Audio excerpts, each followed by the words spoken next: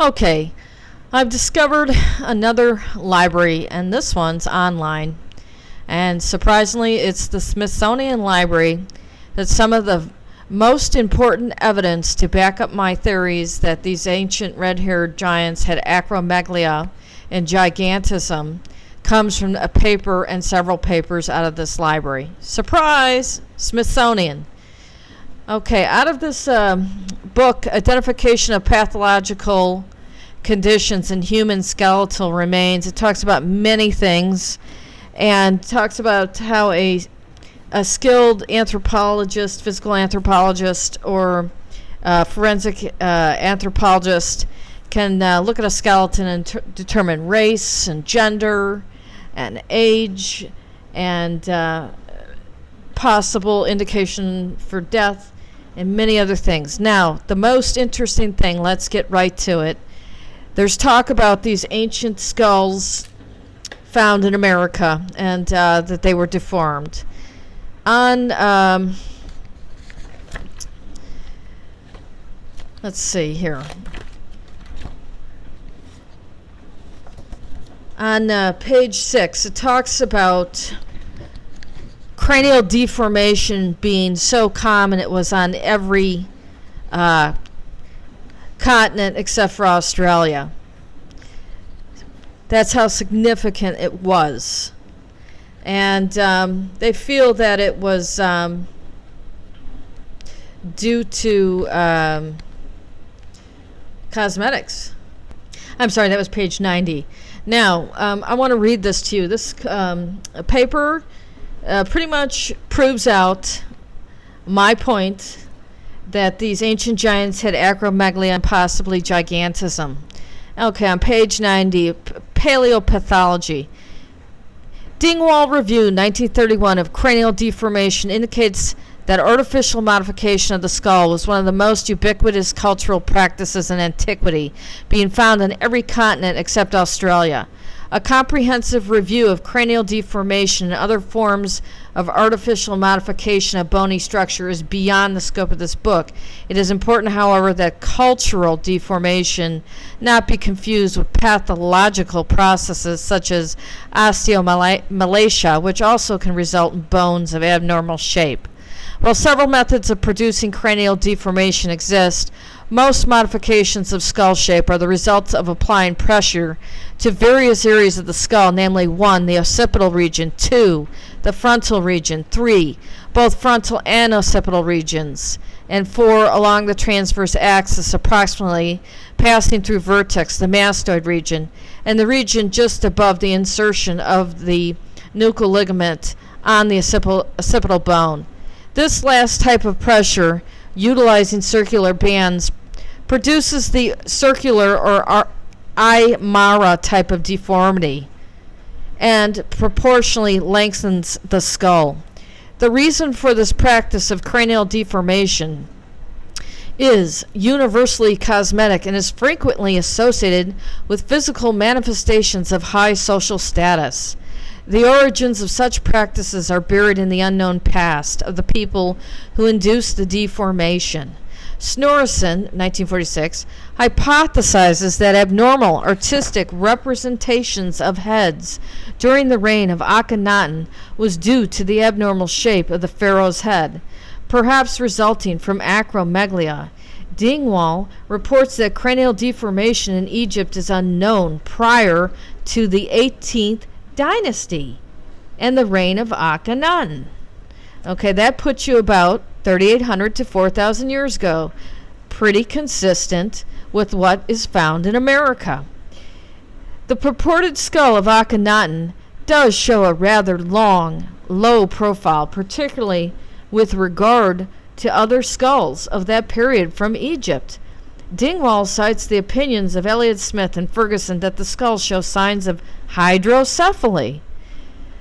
The suggestion is that the unusual morphology of the pharaoh's head led to the establishment of a new and temporary fashion, and that people deformed their children's head to conform with this fashion. It must be emphasized that the evidence for the cranial deformation is limited to artistic representations and not observed on skulls. In spite of their speculative nature of the hypothesis, the general influence of Akhenaten's appearance certainly influenced at least the portrayal of people during his reign, a practice that soon disappeared after his death. The broader implication of this account is the possibility that leaders with unusual skull morphology from natural causes might have given rise to a fashion in some societies which, unlike the case of Akhenaten, become a permanent part of the cultural tradition. The complications of cranial deformation are mainly cosmetic. However, Stewart suggests that compression may disrupt the normal growth that takes place at the skull sutures and can give rise to a depression in the sagittal region. This depression creates a bi- or trilobed appearance in the skull and could be confused with the results of a therapeutic practice, producing the sincipitral T deformation. McGibbon and Moss report minor anatomical abnormalities that are associated with cranial deformation. However, Moss emphasized that the magnitude of growth is not reduced. This suggests that the practice probably did not produce any serious problems. Also, in this same paper, a reference to a skull found in Illinois having acromegaly is written with the picture of the skull on page 300 and 301. Brothwell describes an ancient Egyptian skull in which the face is unusually long. The photograph of the skull shows an enlarged mandible and an apparent overgrowth leading to prognathism and macroocclusion. Brothwell's diagnosis of acromegaly is almost certainly correct. Morse provides a brief summary of features associated with acromegaly, accompanied by a lateral photograph and Roentgen film of the skull and mandible of a late Woodland 900 AD burial from Dick's Mound in Illinois, USA. He describes the long bones as elongated and thickened and the lower jaw as lengthened. The photography of the Roentgen film and description of the long bones support a diagnosis of acromegaly. The almost complete skeleton of an indigenous North American from the Midwest, USA, provides another possible example of acromegaly. The skeleton is from the historic period and is remarkable because of the massive size of both skull and postcranial bones. The maximum length of the skull is 201 millimeters. Maximum breadth is 144 millimeters. The cranial capacity is estimated to be 1,865 cubic cranial capacity.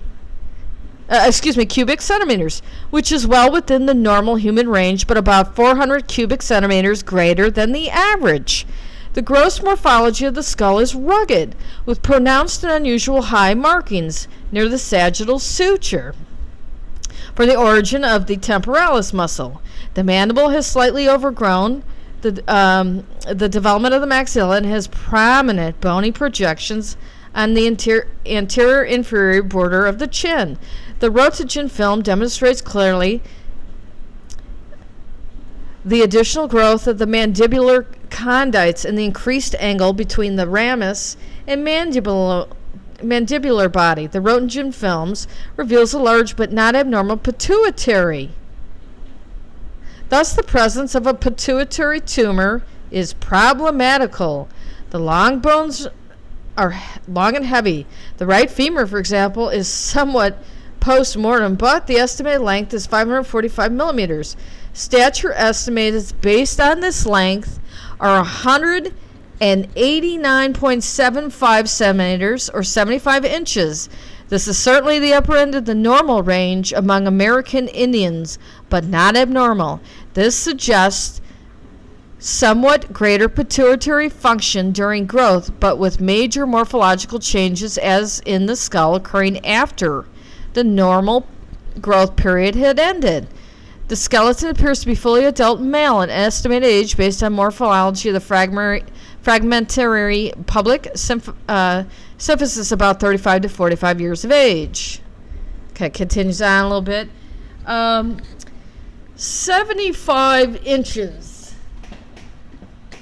Take 75 inches and divide that by 12, and you're going to have over 6 foot, okay? 6.25 foot. So this was a tall person who had symptoms of acromegaly and possibly gigantism. Okay. And as I said, the Smithsonian Library also has papers about the Adena people practicing cranial deformation. Now, I also found a site online.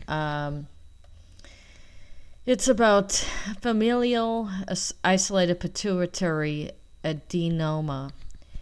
And it just basically talks about the genetics that are responsible for gigantism.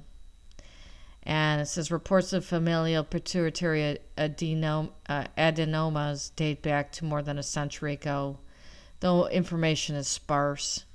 The term acromegaly was first used by Pierre Marie in 1886, but patients with acromegaly have been described much earlier. It was only at the beginning of the 20th century, with post-mortem examinations of patients with acromegaly, that it became clear that the cause of acromegaly was associated with pituitary adenomas, and that gigantism had a similar cause with onset of the disease during childhood. So they talk about this gene, the MEN1 gene, and it's suggested that that gene or something near it is responsible. This article is very interesting. It talks about a number of Irish families that have been genetically linked to gigantism and acromegaly in the 18th century, and I'll put the link below in this video. And the picture shown is the Hugo brothers from the late 1800s, and it has Anton Hugo in there and Baptiste Hugo as the giants, and the rest is their family. This is the first documented case of possible isolated familial acromegaly, and they were over 7 feet tall.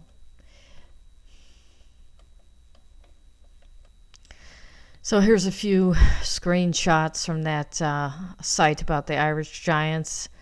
This is genetic, and if you can imagine the cronids having these genes and being prolific breeders, as well as the titans, you can thoroughly understand that their number increased quite quickly, and they had an advantage in the old days. Even the Irish king, Brian Boru, was said to be a giant, and it's interesting because a lot of this Irish royalty, the latest was said to come from Queen Scotia, who was the daughter of a pharaoh. So here we go again. We have connections to that pharaonic line. However, we also know that, per my research, way before this, Athena had gone into Ireland and took over the royal bloodline. But this is genetic, and if you have prolific breeders, the number of these giants is going to increase vastly, and they're going to have an advantage in being able to travel with their ships, allow them to spread out all across the world. To further test out my theories, I went to Pennsylvania to the Mutter Museum and talked to a very well-versed director about the subject. And after reviewing our notes regarding gigantism, acromegaly, and a few other things, I've pretty much come to the conclusion that these cronids had to be genetically of tall stature because they were very agile. When a person has pituitary induced gigantism or acromegaly, they tend to have a lot of other medical problems, and it's a tough life for them down the road unless there's a cure. But if a person is meant to be of tall stature, their organs are going to be proportional, so they're going to not have as many health issues and bone problems. What's interesting is I found a paper from the late 1800s regarding an acromegaly case, and it states that a person that has that tends to have insatiable thirst, and hunger, even after they eat and drink. Basically, what it says is one of the peculiar and interesting symptoms shown by cases of acromegaly is the intense thirst and great appetite. A patient of Remington, it is said, could drink a gallon of beer. Patients, owing to the great increase in appetite, will complain of hunger a half hour or 1 hour after eating an enormous quantity of food. The only explanation afforded for the absence of dilation of the stomach, and in some of these great eaters, is that the digestive functions must be carried on with greater rapidity than normal. Well, this is an older diagnosis, but what I understand after this discussion from the lady at the Modern Museum is the mechanisms responsible for hunger and thirst don't shut off. And I find this rather interesting because that was a description given to the fallen angels who are cursed. I want to point out this codice from Aztecs showing their scenes of cannibalism. Now, cannibalism, as I've discussed in previous videos in my work, was a major problem. And based on the works of Dr. Christy Turner, it was a major problem in the Pueblo area when the Anasazi were around. And a lot of Native Americans got pretty upset about that, the guy was able to prove it with other scientists. They were basically looking at the bones that showed evidence of it and determining the gender and age, and a lot of the victims were women and children. The feces called that is fossilized called coprolite proved it out eventually. There was no question.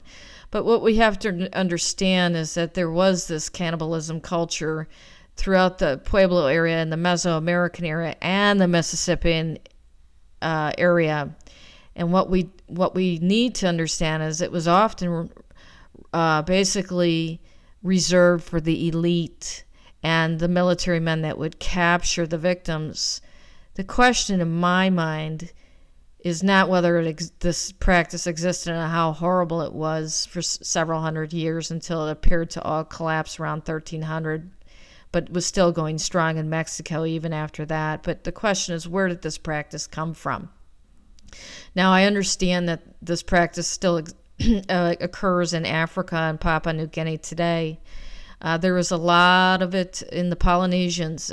They say that Captain Cook was killed and eaten by the Hawaiians, even though they are very sensitive about that issue and may deny it, but they did it. The question is, where did this practice come from? And what I find interesting about this codice is that everybody's a human except for the green creature, which appears to be reptilian or a dragon. And I have to wonder, is that symbolic of a bloodline out of Tyre? The Phoenicians used the dragon extensively in their ships, and the dragon goes back to Tiamat, the dragon queen, who would be the great-great-grandmother of Cronus. Cronus is El in Sumerian. Enki is Zeus in Sumerian mythology, per all of my research. Does that dragon that is shown in this codice, who's not partaking but is in somewhat of an honorary position, represent this bloodline out of Phoenicia that I know and we know for a fact practice human sacrifice? I don't have any evidence that Cronus practiced cannibalism, although the pictures of him today show some of it. I have to wonder if cultures combined, and then a practice that was widespread in Asia combined with the sacrifice and God worship of these people, and created just a most disgusting society. In the book To the American Indian, Reminiscences of a Yurok Woman by Lucy Thompson, in chapter 4, she writes Traditions of the Ancient White People, and here is some of what she wrote. When the Indians first made their appearance on the Klamath River, it was already inhabited by a white race of people known among us as the Wagas.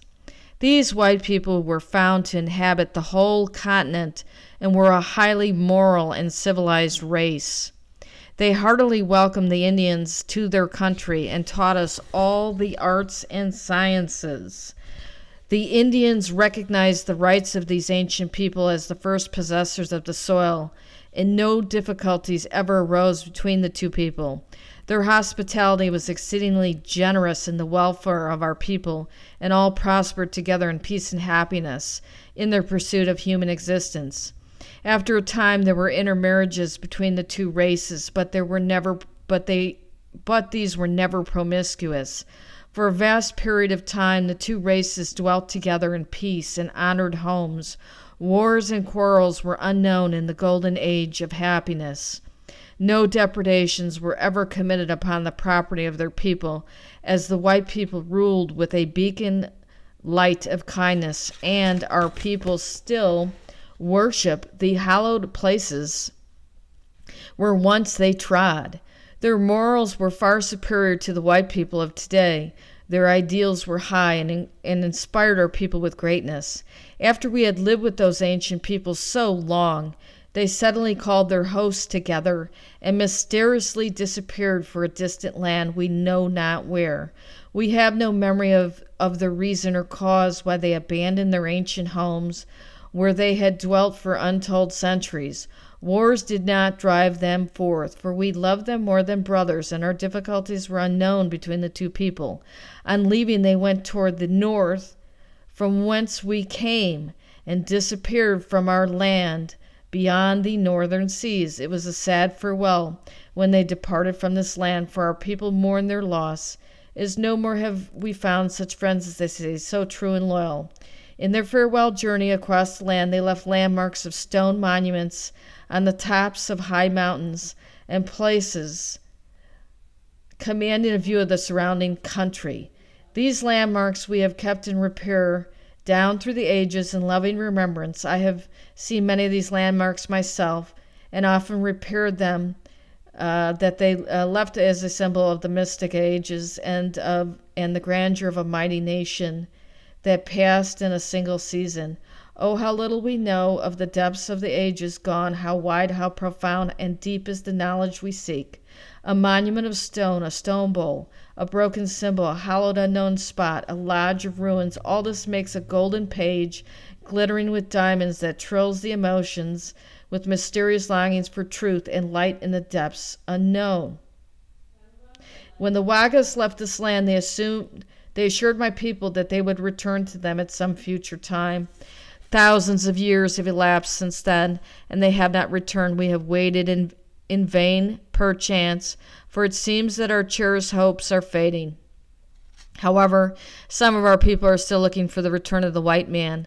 The traditions handed down lead us to believe that the Wagas returned to the land of their birth in the far north, the valley of Chichik-Alth, as their traditions were given to us, that their origin was the same land of Chichik-Alth, as they came down from the north when they came to this land. When the Wagas first arrived on this continent, they handed down the tradition to us. It was inhabited by a giant race of people when they first came.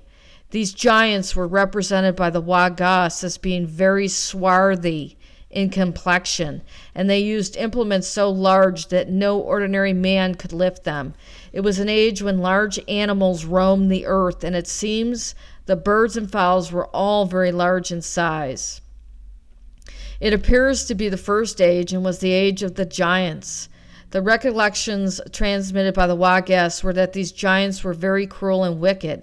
It was said that God became displeased with them and destroyed them, and they all perished from the earth. It was also said that God appeared to the high priest of the Wagas and told them that he was going to destroy the giant race and that the Wagas themselves would survive upon the earth as a new people.